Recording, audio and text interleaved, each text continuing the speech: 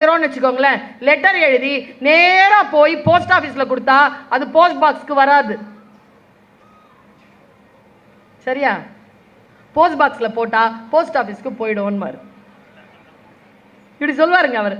இதை விட மேலானது கிருஷ்ணா ஸ்வீட்ஸ் இருக்கு தெரியுமா? அவரு ஒரு புக்ல எழுதியிருந்தார். அவரும் அவருடைய ஃப்ரெண்டும் திருப்பதிக்கு போயிருக்காங்க. எனக்கு இதை விட நல்ல உதாரணம் தெரியல. திருப்பதிக்கு போயிருக்காங்க.